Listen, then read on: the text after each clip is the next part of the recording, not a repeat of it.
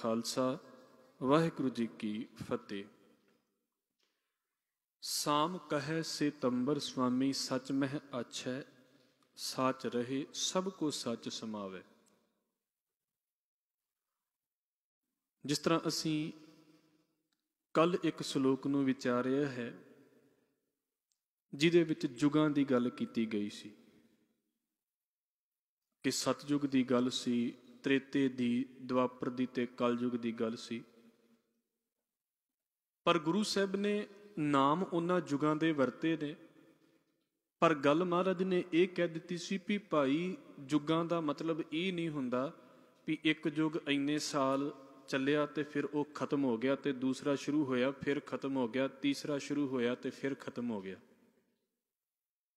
जिहो जिहा बंदे दा सुभाव ओहो जे जुग दे विच जींदा है। जे बंदा धार्मिक है ते सतयुग दे विच है, ते जे जिंदगी च झूठ बोलण दी, गुस्से दी, हर तरीके दी माड़ी आदत है ते फिर समझ लो वो बंदा कलयुग दे विच जी रहा है। इसे तरह त्रेते दी गल है ते द्वापर दी गल है।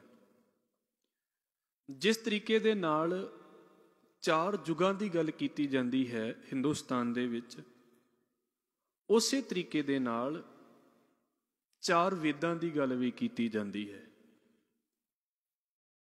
ते चार वेदां दे नाल जिहड़ा है वो इदां कह लीए भी हर युग दे विच एक एक देवते नूं प्रधानता मिली हुई है। किहड़े युग दे विच किहड़े देवते नूं लोक ज़्यादा मनदे रहे ने। इस करके ये जिहड़ियां गल्लां चलदियां पईयां ने ये इस पासे दियां ने भी लोकां दा ध्यान, लोकां दा ख्याल की सी जां लोकां नूं किस तरीके दी बंदगी करवाई जांदी सी कि तुसी इस चीज़ की भगती करो, इस तरीके दे नाल बंदगी करो। महाराज जी ने कल साडा जिहड़ा एक जुगां दा मन दे विच ख्याल बनिया होया है ना कि पहलां बड़ा समा चंगा सी ते हुण समा माड़ा चलदा पिया है। सतगुरु ने उहदा वहम कढ़िया है। मैं दोहरा देवां कि महाराज ने यह सानू समझाया है भी भाई समा इदां माड़ा नहीं हुंदा भी सारा दिन ही चंगा होवे ते सारा दिन ही माड़ा होवे। जो असीं करदे हां उस कीते दे हिसाब दे नाल साडे नाल ओह माड़ा चंगा बीतदा है। इसे तरह जुगां दे विच वेदां दी गल आउंदी है। असीं इहनूं समझांगे। आप जी जाणदे होवोगे चार वेद ने, ऋग्वेद है, सामवेद है ते यजुर्वेद है ते अथर्ववेद है। उन्हां दे विचों जिहड़े ऋग्वेद ते सामवेद ते यजुर्वेद जिहड़े ने ये मुख तौर दे उत्ते मन्ने जांदे ने। जिहड़ा अथर्ववेद है उहनूं बाद दे विच वेद दी पदवी मिली है। वैसे चार ही ने। गुरबाणी दे विच वेद शब्द चार वेदां दे लई भी आया है। गुरबाणी विच वेद शब्द ज्ञान दे लई भी आया है, समझ दे लई भी आया है। अहरण मत वेद हथियार, उत्थे वेद शब्द ज्ञान दे लई है। जिथे चार वेदां दी गल आवेगी उत्थे इन्हां वेदां दी गल कीती जांदी है, जिहदे विच ऋग्वेद आ जांदा है, यजुर्वेद आ जांदा है, अथर्ववेद आ जांदा है। और इस श्लोक की खासियत यह है कि महाराज जी ने लगभग सारे श्लोक दे विच जिहड़े पहलां ख्याल प्रचलित ने उन्हां दी गल कीती है ते अंतलियां जिहड़ियां दो पंक्तियां ने उन्हां दे विच अपनी गल कीती है। आपां जोग शब्दं ज्ञान शब्दं वाला श्लोक विचारिया सी। उत्थे भी सतगुरु पहलां दूजियां ख्यालां दी गल करदे ने, बाद दे विच अपनी गल करदे ने। इत्थे भी महाराज ने पहलां जो जुगां दे विच लोकां दे ख्याल प्रचलित सी उन्हां दा हवाला लिया है ते अंत दे विच अपनी गल कह लई है। आप जी शायद इस गल नूं जाणदे होवोगे कि जे असीं हिंदू मत दे कुछ ग्रंथ पढ़दे हां ते उन्हां ने अपने अपने युग दे विच रब दे रंग भी बोले ने भी इस युग दे विच रब दा रंग आ है ते इस युग दे विच रब दा रंग आ है।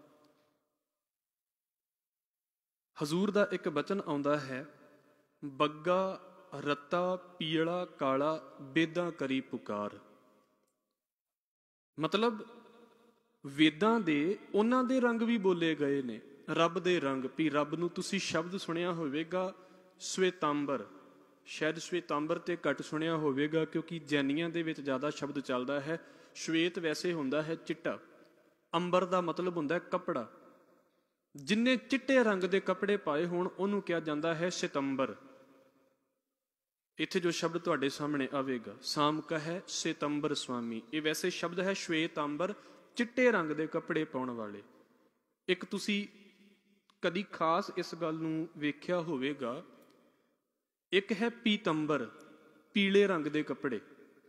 ਦੇਵਤਿਆਂ ਨੂੰ ਖਾਸ ਦਿਨ ਦੇ ਉੱਤੇ ਜਦੋਂ ਤਿਆਰ ਕੀਤਾ ਜਾਂਦਾ ਹੈ ਤੇ ਉਹਨਾਂ ਨੂੰ ਜਿਹੜੀ ਡਰੈਸ ਪਾਈ ਜਾਂਦੀ ਹੈ, ਤੁਸੀਂ ਵੇਖ ਲੈਣਾ, ਉਹ ਪੀਲੇ ਰੰਗ ਦੀ ਹੁੰਦੀ ਹੈ। ਸਾਰਿਆਂ ਦੇ ਲਈ ਨਹੀਂ, ਸਪੈਸ਼ਲ ਦੇਵਤੇ ਦੇ ਲਈ ਸਪੈਸ਼ਲ ਡਰੈਸ ਜਿਹੜੀ ਹੈ ਉਹ ਨਿਸ਼ਚਿਤ ਕੀਤੀ ਗਈ ਹੈ। ਇਸ ਕਰਕੇ ਉਹਨਾਂ ਦੇ ਨਾਮ ਉਹਨਾਂ ਦੇ ਕੱਪੜਿਆਂ ਤੋਂ ਰੱਖੇ ਗਏ ਨੇ। ਸ਼ਵੇਤੰਬਰ ਹੈ, ਪੀਤੰਬਰ ਹੈ। ਵੈਸੇ ਜੈਨੀਆਂ ਦੇ ਵਿੱਚ ਦੋ ਫਿਰਕੇ ਨੇ, ਇੱਕ ਦਿਗੰਬਰ ਤੇ ਇੱਕ ਸ਼ਵੇਤਾਂਬਰ। ਸ਼ਵੇਤਾਂਬਰ ਉਹ ਨੇ ਜਿਹੜੇ ਚਿੱਟੇ ਰੰਗ ਦੇ ਕੱਪੜੇ ਪਾਉਂਦੇ ਨੇ, ਦਿਗੰਬਰ ਉਹ ਨੇ ਜਿਹੜੇ ਕੱਪੜੇ ਨਹੀਂ ਪਹਿਨਦੇ। ਉਹ ਜੈਨੀਆਂ ਦਾ ਫਿਰਕਾ ਹੈ ਇਹ। ਪਰ ਮੈਂ ਆਪ ਜੀ ਦੇ ਅੱਗੇ ਜਿਹੜੀ ਆਹ ਗੱਲ ਕਹਿਣੀ ਹੈ, ਹਰ ਇੱਕ ਯੁੱਗ ਦੇ ਵਿੱਚ ਇੱਕ ਵੇਦ ਤੇ ਉਹਨੂੰ ਗੁਰੂ ਸਾਹਿਬ ਨੇ ਨਾਲ ਲੈ ਲਿਆ ਹੈ ਤੇ ਲੋਕਾਂ ਦੇ ਖਿਆਲਾਂ ਦੇ ਬਾਰੇ ਗੱਲ ਬੋਲੀ ਹੈ। ਵੈਸੇ ਜਦੋਂ ਅਸੀਂ ਲਿਖਤ ਦੇ ਆਧਾਰ ਦੇ ਉੱਤੇ ਵੇਖਦੇ ਹਾਂ ਤੇ ਸਭ ਤੋਂ ਪੁਰਾਣਾ ਵੇਦ ਰਿਗਵੇਦ ਮੰਨਿਆ ਜਾਂਦਾ ਹੈ। ਪਰ ਇੱਥੇ ਜਿਹੜੀ ਗੁਰੂ ਸਾਹਿਬ ਨੇ ਪਹਿਲਾਂ ਗੱਲ ਕੀਤੀ ਹੈ, ਪਹਿਲਾਂ ਗੱਲ ਕੀਤੀ ਹੈ ਸਾਮ ਵੇਦ ਦੀ। ਸਾਮ ਦਾ ਅਰਥ ਭਾਈ ਕਾਹਨ ਸਿੰਘ ਨਾਭਾ ਹੁਣਾਂ ਨੇ ਕੀਤਾ ਹੈ ਸਮਾਨ, ਮਤਲਬ ਉਹ ਜਿਹਦੇ ਮੰਤਰ ਗਾਏ ਜਾ ਸਕਦੇ ਹੋਣ, ਉਹ ਗਾਇਆ ਜਾਂਦਾ ਹੈ, ਮੰਤਰਾਂ ਦੇ ਵਿੱਚ ਹੁੰਦਾ ਹੈ ਇਹ। ਸਤਿਗੁਰੂ ਕੀ ਕਹਿ ਰਹੇ ਨੇ, ਸਾਮ ਕਹੈ ਸਿਤੰਬਰ ਸੁਆਮੀ। ਸਾਮ ਕਹੈ, ਸਾਮ ਆਖਦਾ ਹੈ, ਕੌਣ? ਸਾਮ ਵੇਦ ਇਸ ਗੱਲ ਨੂੰ ਆਖਦਾ ਹੈ। ਇਹਦਾ ਮਤਲਬ ਗੁਰੂ ਸਾਹਿਬ ਸਾਮ ਵੇਦ ਨੂੰ ਕੋਡ ਕਰਦੇ ਪਏ ਨੇ। ਇਹ ਗੱਲ ਗੁਰੂ ਸਾਹਿਬ ਦੀ ਨਹੀਂ ਹੈ, ਇਹ ਸਾਮ ਵੇਦ ਦੀ ਗੱਲ ਹੈ। ਜਿੱਦਾਂ ਮੈਂ ਕਿਸੇ ਦੀ ਗੱਲ ਕਰਾਂ, ਉਹ ਗੱਲ ਕਿਸੇ ਹੋਰ ਦੀ ਹੈ, ਉਹ ਮੇਰੀ ਗੱਲ ਨਹੀਂ ਹੈ, ਪਰ ਕਹਿ ਮੈਂ ਰਿਹਾ ਹਾਂ, ਇਸ ਕਰਕੇ ਮੇਰੇ ਨਾਮ ਦੇ ਉੱਤੇ ਗੱਲ ਹੈ। ਸਾਮ ਕਹੈ, ਸਾਮ ਵੇਦ ਇਸ ਗੱਲ ਨੂੰ ਆਖਦਾ ਹੈ, ਸਿਤੰਬਰ ਸੁਆਮੀ, ਕਿ ਜਿਹੜਾ ਰੱਬ ਹੈ, ਸੁਆਮੀ ਹੈ, ਮਾਲਕ ਹੈ, ਉਹ ਸ਼ਵੇਤੰਬਰ ਹੈ, ਮਤਲਬ ਚਿੱਟੇ ਕੱਪੜੇ ਪਹਿਨਣ ਵਾਲਾ ਹੈ। ਇਸ ਸਾਮ ਵੇਦ ਦੀ ਗੱਲ ਹੈ। ਤੇ ਫਿਰ ਦਾਤਾਰ ਕਹਿੰਦੇ ਉਦੋਂ ਲੋਕਾਂ ਦਾ ਸੁਭਾਅ ਕਿਵੇਂ ਦਾ ਸੀ?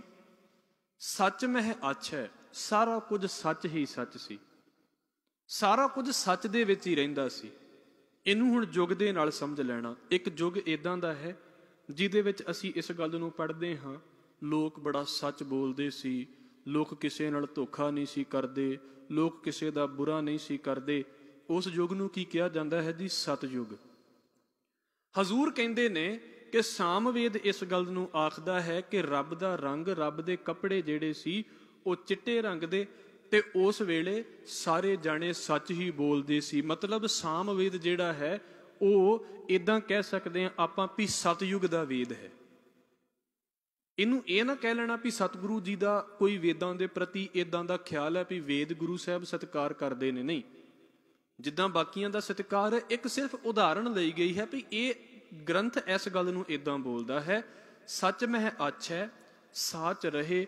ਹਰ ਕੋਈ ਬੰਦਾ ਸੱਚ ਹੀ ਬੋਲਦਾ ਸੀ, ਸਭ ਕੋ ਸੱਚ ਸਮਾਵੈ। ਸਾਰਾ ਕੁਝ ਸੱਚ ਦੇ ਵਿੱਚ ਸਮਾਇਆ ਹੋਇਆ ਸੀ। ਮਤਲਬ ਲੋਕੀ ਇਮਾਨਦਾਰ, ਲੋਕੀ ਚੰਗੇ ਗੁਣਾਂ ਵਾਲੇ, ਹਰ ਇੱਕ ਚੀਜ਼ ਜਿਹੜੀ ਸੀ ਨਾ, ਜਿੱਦਾਂ ਵੀ ਉਹ ਹੋਣੀ ਚਾਹੀਦੀ ਸੀ। ਇਹਨੂੰ ਤੇ ਕਿਹਾ ਜਾਂਦਾ ਵੀ ਆਤਮਾ ਦਾ ਵਾਸਾ ਇਸ ਸੰਸਾਰ ਦੇ ਉੱਤੇ ਸੀ। ਇਹ ਸਾਮਵੇਦ ਦੀ ਗੱਲ ਹੈ, ਇਹ ਸਤਯੁਗ ਦੀ ਗੱਲ ਹੈ। ਇੱਕ ਯੁੱਗ ਦੀ ਗੱਲ ਹੋ ਗਈ, ਇੱਕ ਵੇਦ ਦੀ ਗੱਲ ਹੋ ਗਈ।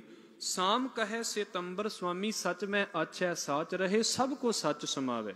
ਹੁਣ ਅਗਲੀ ਗੱਲ ਆ ਗਈ, ਰਿਗ ਕਹੈ ਰਹਿਆ ਭਰਪੂਰ। ਰਿਗਵੇਦ ਦੀ ਗੱਲ ਆ ਗਈ।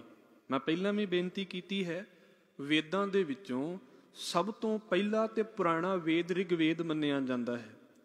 ਪਰ ਇੱਥੇ ਜਿਹੜੀ ਹੈ ਨਾ, ਉਹ ਦੂਜੇ ਨੰਬਰ ਦੇ ਉੱਤੇ ਸਤਿਗੁਰੂ ਨੇ ਉਹਨੂੰ ਬੋਲਿਆ ਹੈ। ਜਿੱਦਾਂ ਸਾਮਵੇਦ ਕਹਿੰਦਾ ਹੈ ਨਾ, ਇਦਾਂ ਰਿਗਵੇਦ ਇਸ ਗੱਲ ਨੂੰ ਕਹਿ ਰਿਹਾ ਹੈ। ਰਿਗ ਕਹੈ, ਰਿਗਵੇਦ ਇਸ ਗੱਲ ਨੂੰ ਕਹਿੰਦਾ ਹੈ। ਕੀ ਕਹਿੰਦਾ ਹੈ? ਰਹਿਆ ਭਰਪੂਰ, ਰਾਮ ਨਾਮ ਦੇਵਾ ਮਹਿਸੂਰ। ਜਿੱਦਾਂ ਸਾਮਵੇਦ ਦੇ ਵੇਲੇ ਤੇ ਸਤਯੁਗ ਦੇ ਵੇਲੇ ਰੱਬ ਦੇ ਸਵੇਤੰਬਰ ਹੋਣ ਦੀ ਗੱਲ ਸੀ ਨਾ, ਵੀ ਰੱਬ ਚਿੱਟੇ ਵਸਤਰਾਂ ਵਾਲਾ ਹੈ ਤੇ ਚਿੱਟੇ ਰੰਗ ਵਾਲਾ ਹੈ। ਸਤਿਗੁਰੂ ਕਹਿੰਦੇ ਇਦਾਂ ਜਦੋਂ ਰਿਗਵੇਦ ਦਾ ਸਮਾਂ ਆਇਆ, ਜਦੋਂ ਤ੍ਰੇਤੇ ਯੁੱਗ ਦਾ ਸਮਾਂ ਆਇਆ ਹੈ, ਉਦੋਂ ਲੋਕਾਂ ਦਾ ਇਸ਼ਟ ਕੌਣ ਬਣ ਗਿਆ ਹੈ? ਫਿਰ ਸਿਤੰਬਰ ਨਹੀਂ ਰਿਹਾ ਹੈ, ਫਿਰ ਲੋਕਾਂ ਦਾ ਇਸ਼ਟ ਬਣ ਗਿਆ ਹੈ ਰਾਮਚੰਦਰ। ਔਰ ਮੈਂ ਆਪ ਜੀ ਦੇ ਅੱਗੇ ਬੇਨਤੀ ਕਰ ਦੇਵਾਂ, ਜਦੋਂ ਅਸੀਂ ਬਹੁਤ ਪੁਰਾਣੀਆਂ ਲਿਖਤਾਂ ਵੇਖਦੇ ਹਾਂ ਤੇ ਉਦੋਂ ਹਿੰਦੁਸਤਾਨ ਦੇ ਵਿੱਚ 3 ਦੇਵਤਿਆਂ ਦੀ ਬੜੀ ਵੱਡੀ ਮਾਨਤਾ ਹੈ। ਬ੍ਰਹਮਾ ਦੀ, ਵਿਸ਼ਨੂੰ ਦੀ ਤੇ ਮਹੇਸ਼ ਦੀ ਬਹੁਤ ਵੱਡੀ ਮਾਨਤਾ ਹੈ। ਹੁਣ ਤੁਸੀਂ ਖੁਦ ਇਸ ਚੀਜ਼ ਨੂੰ ਸੋਚ ਕੇ ਵੇਖ ਲੈਣਾ, ਤੁਹਾਡੇ ਨੇੜੇ ਵੀ ਇਹਨਾਂ ਚੀਜ਼ਾਂ ਦਾ ਕਾਫੀ ਪ੍ਰਭਾਵ ਹੈ। ਸਿਰਫ ਮਹੇਸ਼ ਦੀ, ਸ਼ਿਵ ਦੀ ਪੂਜਾ ਤੇ ਥੋੜੀ ਬਹੁਤੀ ਨਜ਼ਰ ਆਉਂਦੀ ਹੈ, ਪਰ ਬ੍ਰਹਮਾ ਦੀ ਤੇ ਵਿਸ਼ਨੂੰ ਦੀ ਪੂਜਾ ਤੁਹਾਨੂੰ ਨਜ਼ਰ ਨਹੀਂ ਕਿਤੇ ਆਵੇਗੀ। ਬਹੁਤ ਘੱਟ ਮੰਦਿਰ ਨੇ ਹਿੰਦੁਸਤਾਨ ਦੇ ਵਿੱਚ, ਬਹੁਤ ਘੱਟ। ਇੱਕ ਟਾਈਮ ਉਹ ਹੈ ਜਦੋਂ ਹਿੰਦੁਸਤਾਨ ਦੇ ਸਿਰਮੌਰ ਦੇਵਤਿਆਂ ਦੇ ਵਿੱਚੋਂ ਇਹ ਦੇਵਤੇ ਮੰਨੇ ਜਾਂਦੇ ਰਹੇ ਨੇ। ਇੰਦਰ ਦੇਵਤੇ ਦੀ ਪੂਜਾ, ਅਗਨੀ ਦੇਵਤੇ ਦੀ ਪੂਜਾ, ਬੜਾ ਨਾਮ ਇਹਨਾਂ ਦਾ ਆਉਂਦਾ ਹੈ। ਪਰ ਅੱਜ ਵੇਖੋ ਤੁਸੀਂ, ਆਮ ਜਨ ਮਾਨਸ ਜਿਹੜਾ ਹੈ ਹਿੰਦੂ ਮਤ ਦੇ ਨਾਲ ਸੰਬੰਧ ਰੱਖਣ ਵਾਲਾ, ਉਹ ਕਿੰਨਾ ਦੇਵਤਿਆਂ ਦੀ ਪੂਜਾ ਕਰਦਾ ਹੈ। ਵਿਸ਼ੇਸ਼ ਤੌਰ ਦੇ ਉੱਤੇ 2 ਦੇਵਤੇ ਨੇ, ਇੱਕ ਰਾਮਚੰਦਰ ਜੀ ਤੇ ਇੱਕ ਕ੍ਰਿਸ਼ਨ ਜੀ। ਬਾਕੀ ਕੁਝ ਦੇਵੀਆਂ ਦੀ ਪੂਜਾ ਹੈ। ਪਰ ਨਾਲ ਸਤਿਗੁਰੂ ਕੀ ਕਹਿੰਦੇ ਨੇ ਵੀ ਜਿਉਂ-ਜਿਉਂ ਯੁੱਗ ਬਦਲਦੇ ਜਾਂਦੇ ਨੇ, ਬੰਦੇ ਦੇ ਇਸ਼ਟ ਵੀ ਬਦਲ ਜਾਂਦੇ ਨੇ। ਇਹ ਗੁਰੂ ਨਾਨਕ ਸਾਹਿਬ ਨਹੀਂ ਕਹਿੰਦੇ, ਇਹ ਪ੍ਰਚਲਿਤ ਆਉਂਦਾ ਖਿਆਲ ਹੈ। ਰਿਗ ਕਹੈ ਰਹਿਆ ਭਰਪੂਰ, ਰਾਮ ਨਾਮ ਦੇਵਾ ਮਹਿਸੂਰ। ਕਿ ਜਦੋਂ ਰਿਗਵੇਦ ਦਾ ਸਮਾਂ ਆਉਂਦਾ ਹੈ ਤੇ ਜਦੋਂ ਤ੍ਰੇਤੇ ਯੁੱਗ ਦਾ ਸਮਾਂ ਆਉਂਦਾ ਹੈ ਤੇ ਉਹ ਰਾਮਚੰਦਰ ਜੀ ਦੇ ਬਾਰੇ ਗੱਲ ਕਰਦੇ ਨੇ ਮਹਾਰਾਜ, ਵੀ ਰਾਮਚੰਦਰ ਜੀ ਦਾ ਨਾਮ ਦੇਵਤਿਆਂ ਦੇ ਵਿੱਚ ਇਦਾਂ ਪ੍ਰਗਟ ਹੋਇਆ, ਰਾਮ ਨਾਮ ਦੇਵਾ ਮਹਿਸੂਰ। ਜਿੱਦਾਂ ਤਾਰਿਆਂ ਦੇ ਵਿੱਚ ਚੰਦਰਮਾ ਹੋਵੇ ਤੇ ਫਿਰ ਇਹਨਾਂ ਸਾਰਿਆਂ ਦੇ ਵਿੱਚ ਸੂਰਜ ਹੋਵੇ। ਹੁਣ ਇੰਨੇ 1000 ਤਾਰੇ ਹੋਣ ਤੇ ਉਹਦੇ ਵਿੱਚ ਇੱਕ ਇਕੱਲਾ ਸੂਰਜ ਚੜ ਜਾਵੇ ਤੇ ਸੂਰਜ ਕੀ ਕਰਦਾ, ਬਾਕੀ ਸਾਰੇ ਤਾਰਿਆਂ ਨੂੰ ਦਿਸਣੋਂ ਹਟਾ ਦਿੰਦਾ ਹੈ। ਕਹਿਣ ਦਾ ਭਾਵ ਇੱਥੇ ਸਤਿਗੁਰੂ ਦਾ ਇਹ ਹੈ ਵੀ ਰਾਮਚੰਦਰ ਜੀ ਦੇ ਨਾਮ ਦੀ ਇੰਨੀ ਜ਼ਿਆਦਾ ਉਪਾਸਨਾ ਹੋਣ ਲੱਗੀ ਉਸ ਵੇਲੇ ਵੀ ਜਿਹੜੇ ਬਾਕੀ ਲੋਕ ਦੂਜੇ ਦੇਵੀ ਦੇਵਤਿਆਂ ਨੂੰ ਮੰਨਦੇ ਸੀ, ਉਹਦੇ ਵੱਲੋਂ ਲੋਕਾਂ ਦਾ ਧਿਆਨ ਆਪਣੇ ਆਪ ਹੀ ਘਟ ਗਿਆ। ਕਿਸੇ ਨੇ ਨਹੀਂ ਘਟਾਇਆ। ਤੁਸੀਂ ਖੁਦ ਵੇਖਦੇ ਜੇ, ਇਹ ਤੁਸੀਂ ਵੇਖ ਲੈਣਾ ਵੀ ਅਸੀਂ ਕਿਹੜੇ ਇਸ਼ਟ ਦੀ ਜ਼ਿਆਦਾ ਪੂਜਾ ਕਰਦੇ ਹਾਂ। ਜਿੱਥੋਂ ਤੱਕ ਮੈਨੂੰ ਲੱਗਦਾ ਹੈ ਇਸ ਇਲਾਕੇ ਦੀ ਜਿਹੜੀ ਗੱਲ ਹੈ, ਜ਼ਿਆਦਾ ਜਿਹੜੀ ਪੂਜਾ ਹੁੰਦੀ ਹੈ ਨਾ, ਉਹ ਕ੍ਰਿਸ਼ਨ ਜੀ ਦੀ ਹੁੰਦੀ ਹੈ। ਜਿੱਥੋਂ ਤੱਕ ਮੈਨੂੰ ਲੱਗਦਾ ਹੈ, ਇਹ ਨਹੀਂ ਕਿ ਹੋ ਸਕਦਾ ਹੈ ਕਿਸੇ ਦਾ ਪਰਸਨਲ ਅਟੈਚਮੈਂਟ ਹੁੰਦੀ ਹੈ ਨਾ, ਉਹ ਕਿਸੇ ਦੀ ਰਾਮਚੰਦਰ ਦੇ ਨਾਲ ਜ਼ਿਆਦਾ ਹੋਵੇ, ਕਿਸੇ ਦੀ ਕ੍ਰਿਸ਼ਨ ਜੀ ਦੇ ਨਾਲ ਜ਼ਿਆਦਾ ਹੋਵੇ। ਸਾਡਾ ਇਹ ਮਤਲਬ ਨਹੀਂ ਹੈ ਵੀ ਅਸੀਂ ਦੇਵੀ ਦੇਵਤਿਆਂ ਦੀ ਗੱਲ ਕਰਦੇ ਪਏ ਹਾਂ। ਸਾਡਾ ਸਿਰਫ ਇੱਕ ਹਵਾਲਾ ਲੈਣ ਦੀ ਗੱਲ ਹੈ ਵੀ ਮਹਾਰਾਜ ਕਹਿੰਦੇ ਨੇ ਜਿੱਦਾਂ ਸਤਿਯੁਗ ਦੇ ਵਿੱਚ ਲੋਕਾਂ ਨੇ ਆਪਣਾ ਰੱਬ ਮੰਨਿਆ ਸੀ ਨਾ, ਇਦਾਂ ਰਿਗਵੇਦ ਦਾ ਸਮਾਂ ਆਉਂਦਾ ਹੈ, ਤ੍ਰੇਤਾ ਯੁੱਗ ਆਉਂਦਾ ਹੈ ਤੇ ਰਾਮਚੰਦਰ ਜੀ ਲੋਕਾਂ ਦੇ ਮਨਪਸੰਦ ਅਵਤਾਰ ਬਣ ਗਏ। ਹਜ਼ੂਰ ਕਹਿੰਦੇ ਨੇ ਰਾਮ ਨਾਮ ਦੇਵਾ ਮਹਿਸੂਰ। ਦੇਵਤਿਆਂ ਦੇ ਵਿੱਚੋਂ ਇਦਾਂ ਰਾਮ ਜੀ ਦਾ ਨਾਮ ਪ੍ਰਚਲਿਤ ਹੋ ਗਿਆ ਜਿੱਦਾਂ ਸੂਰਜ ਪ੍ਰਗਟ ਹੋ ਜਾਂਦਾ ਹੈ। ਹੋਰ ਵੀ ਬੜੇ ਦੇਵਤੇ ਨੇ, ਦੇਵਤਿਆਂ ਦੀ ਗੱਲ ਕਿਤੇ ਨਵੀਂ ਥੋੜਾ ਸੀ। ਰਾਮਚੰਦਰ ਜੀ ਤੋਂ ਪਹਿਲਾਂ ਵੀ ਕਿੰਨਿਆਂ ਦੀ ਗੱਲ ਚੱਲਦੀ ਪਈ ਹੈ ਦੇਵਤਿਆਂ ਦੀ, ਪਰ ਉਹਨਾਂ ਸਾਰਿਆਂ ਦੇ ਨਾਮ ਵੀ ਨਹੀਂ ਸਾਨੂੰ ਚੇਤੇ ਹੋਣਗੇ। ਰਾਮਚੰਦਰ ਦਾ ਨਾਮ ਤੇ ਲਗਭਗ ਸਾਡੇ ਦੇਸ਼ ਦੇ ਵਿੱਚ ਬੱਚੇ ਨੂੰ ਯਾਦ ਹੈ। ਫਿਰ ਅਗਲੀ ਗੱਲ, ਰਾਮ ਨਾਮ ਦੇਵਾ ਮਹਿਸੂਰ, ਨਾਏ ਲਿਆ ਪ੍ਰਾਸ਼ਿਤ ਜਾਹੇ। ਉਦੋਂ ਇਹ ਖਿਆਲ ਪ੍ਰਚਲਿਤ ਹੋ ਗਿਆ ਵੀ ਜਿਹੜਾ ਵੀ ਬੰਦਾ ਰਾਮਚੰਦਰ ਜੀ ਦਾ ਨਾਮ ਲਵੇਗਾ। ਮੈਂ ਗੁਰਮਤਿ ਦਾ ਇੱਕ ਹਵਾਲਾ ਆਪ ਜੀ ਦੇ ਅੱਗੇ ਰੱਖ ਦੇਵਾਂ, ਪਰ ਇਸ ਪੰਕਤੀ ਨੂੰ ਪਹਿਲਾਂ ਅਸੀਂ ਕੰਪਲੀਟ ਕਰ ਲਈਏ। ਨਾਏ ਲਿਆ ਪ੍ਰਾਸ਼ਿਤ ਜਾਹੇ। ਪ੍ਰਾਸ਼ਿਤ ਇੱਕ ਵਰਡ ਤੁਸੀਂ ਸੁਣਿਆ ਹੋਵੇਗਾ, ਪ੍ਰਾਸ਼ਚਿਤ। ਮਤਲਬ ਜੋ ਗਲਤੀਆਂ ਪਹਿਲਾਂ ਕੀਤੀਆਂ ਨੇ ਉਹਨਾਂ ਨੂੰ ਮਾਫ ਕਰਵਾਉਣ ਦੇ ਲਈ ਜਿਹੜੇ ਕਰਮ ਕੀਤੇ ਜਾਂਦੇ ਨੇ ਉਹਨਾਂ ਨੂੰ ਕਿਹਾ ਜਾਂਦਾ ਹੈ ਪ੍ਰਾਸ਼ਚਿਤ ਕਰਮ। ਜੋ ਮੈਂ ਪਿੱਛੇ ਕੀਤਾ ਸੀ ਉਹਦੇ ਨਾਂ ਦੇ ਉੱਤੇ ਵੀ ਜੋ ਮੇਰੇ ਕੋਲੋਂ ਗਲਤ ਹੋ ਗਿਆ, ਮੈਂ ਉਹਨੂੰ ਕੀ ਕਰਾਂ, ਮੈਂ ਪ੍ਰਾਸ਼ਚਿਤ ਕਰ ਦਿੱਤਾ। ਤੇ ਗੁਰੂ ਸਾਹਿਬ ਕਹਿੰਦੇ ਤੁਸੀਂ ਲੱਖਾਂ ਜਪ ਤਪ ਕਰ ਲਓ ਪ੍ਰਾਸ਼ਚਿਤ ਕਰਨ ਦੇ ਲਈ, ਕਦੀ ਪ੍ਰਾਸ਼ਚਿਤ ਹੋ ਹੀ ਨਹੀਂ ਸਕਦਾ, ਕਿਉਂਕਿ ਅੱਗੇ ਫਿਰ ਗਲਤੀ ਕਰ ਲੈਂਦੇ ਹਾਂ।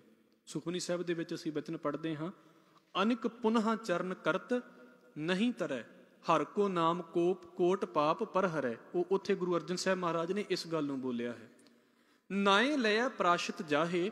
ਲੋਕਾਂ ਦੇ ਵਿੱਚ ਇਹ ਗੱਲ ਪ੍ਰਚਲਿਤ ਹੋ ਗਈ ਵੀ ਭਾਈ ਤ੍ਰੇਤਾ ਯੁੱਗ ਚੱਲਦਾ ਪਿਆ ਹੈ ਤੇ ਰਾਮਚੰਦਰ ਜੀ ਦਾ ਨਾਮ ਲਵੋ ਤੇ ਤੁਸੀਂ ਪਾਰ ਹੋ ਜਾਵੋਗੇ। ਇਹ ਤ੍ਰੇਤੇ ਦੀ ਗੱਲ ਚੱਲਦੀ ਪਈ ਹੈ।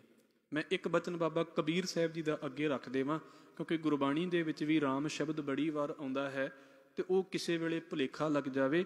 ਦਾਤਾਰ ਕੀ ਕਹਿੰਦੇ ਨੇ, ਕਬੀਰ ਰਾਮ ਕਹਿਨ ਮੈਂ ਭੇਦ ਹੈ। ਉਹ ਭਾਈ ਰਾਮ ਕਹਿਣ ਦੇ ਵਿੱਚ ਨਾ ਇੱਕ ਫਰਕ ਹੈ। ਰਾਮਚੰਦਰ ਬਹੁਤ ਲੋਕ ਕਹਿੰਦੇ ਨੇ, ਜਦੋਂ ਅਸੀਂ ਗੁਰਬਾਣੀ ਬੋਲਦੇ ਹਾਂ ਵੀ ਕੋਈ ਬੋਲੇ ਰਾਮ ਰਾਮ ਕੋਈ ਖੁਦਾਏ, ਅਸੀਂ ਵੀ ਤਾਂ ਰਾਮ ਬੋਲਦੇ ਪਏ ਹਾਂ। ਇੱਕ ਜਿਨ੍ਹਾਂ ਦਾ ਇਸ਼ਟ ਹੈ ਰਾਮਚੰਦਰ ਜੀ, ਉਹ ਵੀ ਰਾਮ ਦਾ ਨਾਮ ਲੈਂਦੇ ਨੇ। ਬਾਬਾ ਕਬੀਰ ਕਹਿੰਦੇ ਭਾਈ ਧਿਆਨ ਰੱਖਿਓ, ਰਾਮ ਕਹਿਨ ਮੈਂ ਭੇਦ ਹੈ ਤਾਂ ਮੈਂ ਏਕ ਵਿਚਾਰ। ਉਹਦੇ ਵਿੱਚ ਇੱਕ ਵਿਚਾਰ ਹੈ, ਕੀ ਹੈ?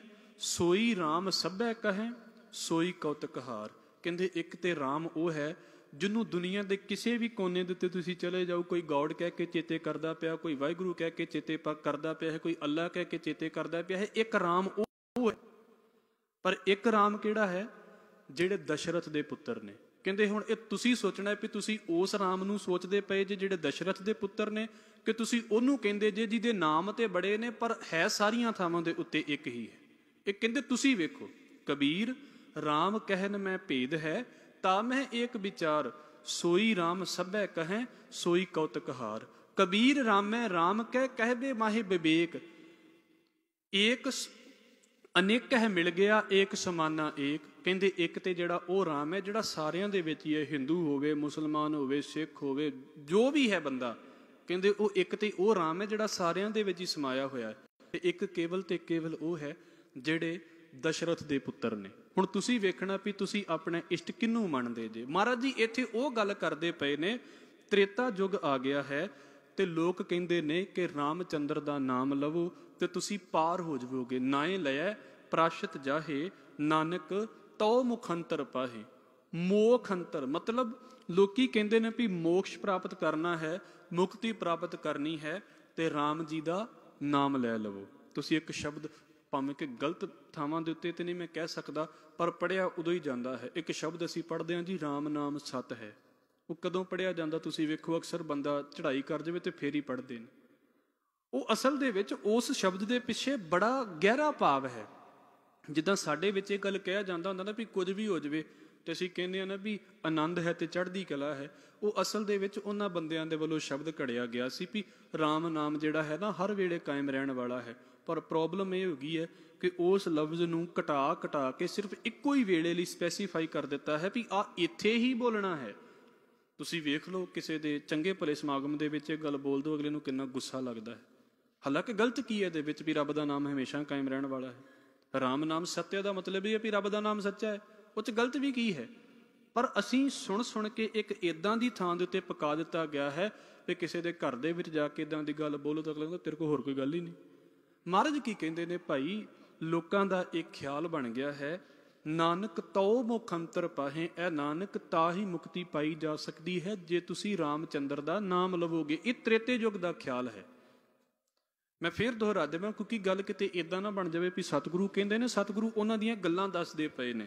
ਫਿਰ ਅਗਲੀ ਗੱਲ, ਜੁਜ ਮਹਿ ਜੋਰ ਸ਼ਲੀ ਚੰਦਰਾਵਲ ਕਾਨ ਕ੍ਰਿਸ਼ਨ ਜਾਦਮ ਪਿਆ।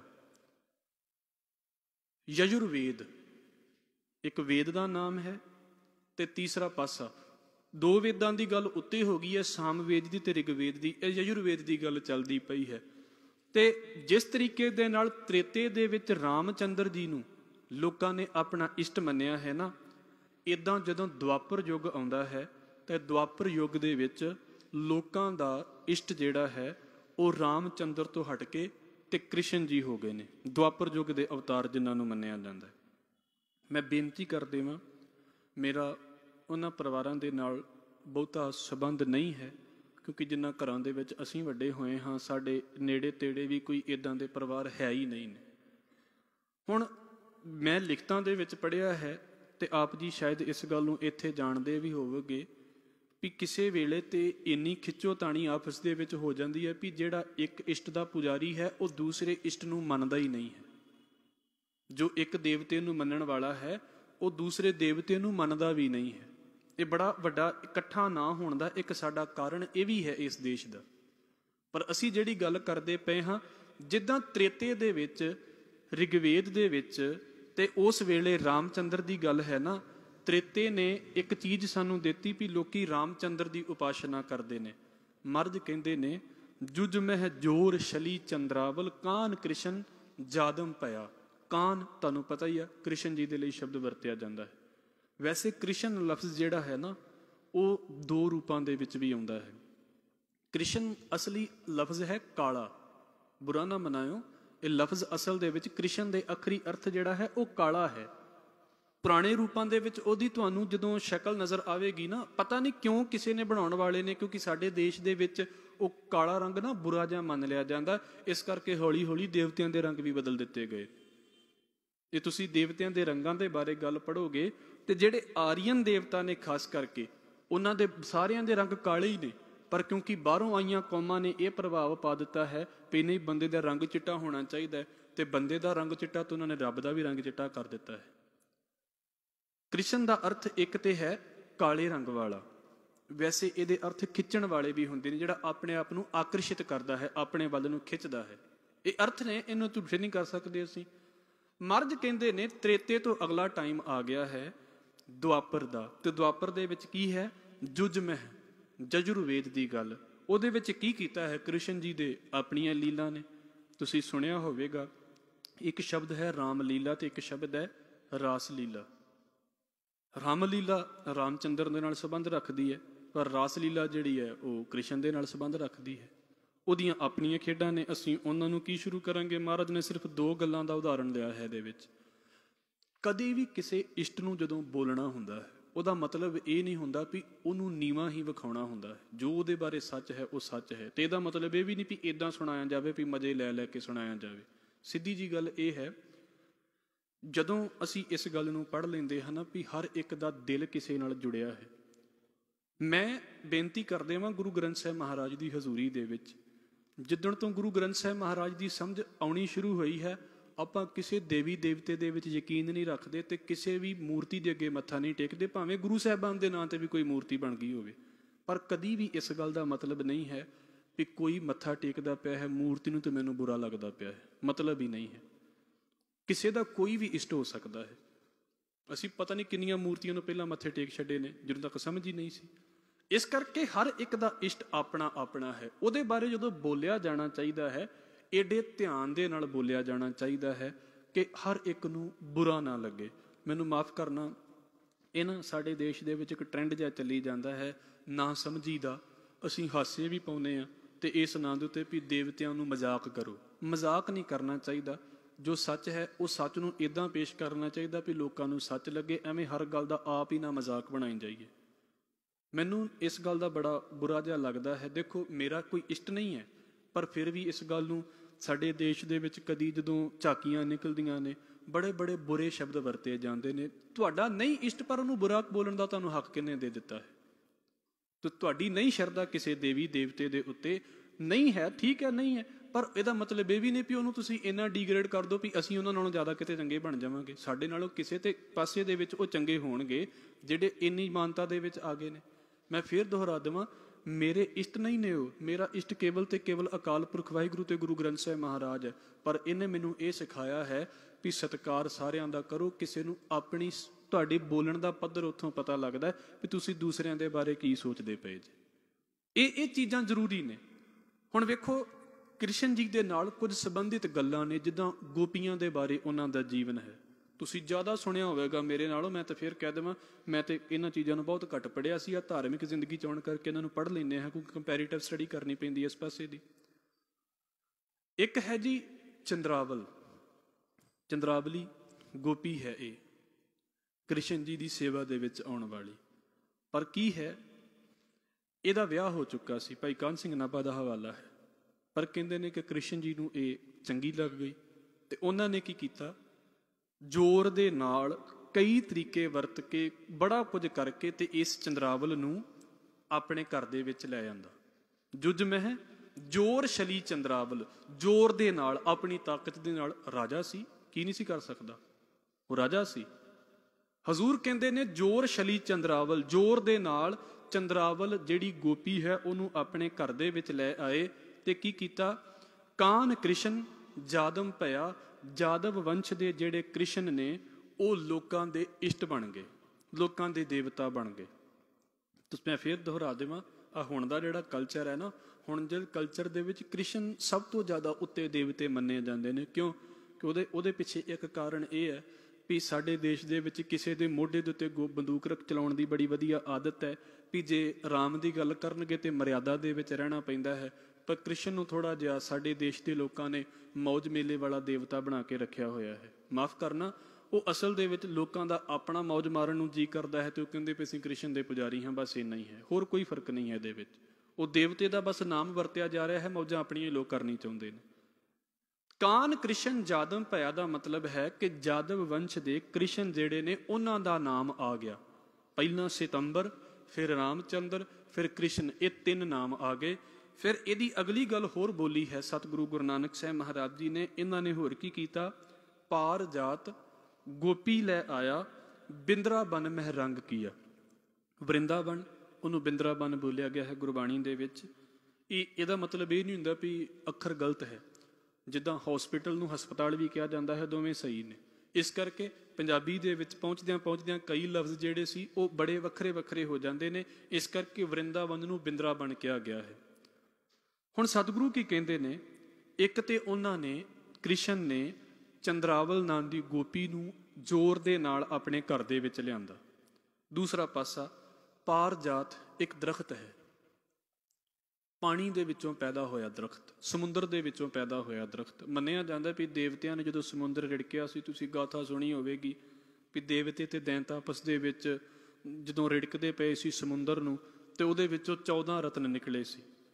ਉਹਦੇ ਵਿੱਚੋਂ ਇੱਕ ਨਿਕਲਦਾ ਹੈ ਪਾਰ ਜਾਤ।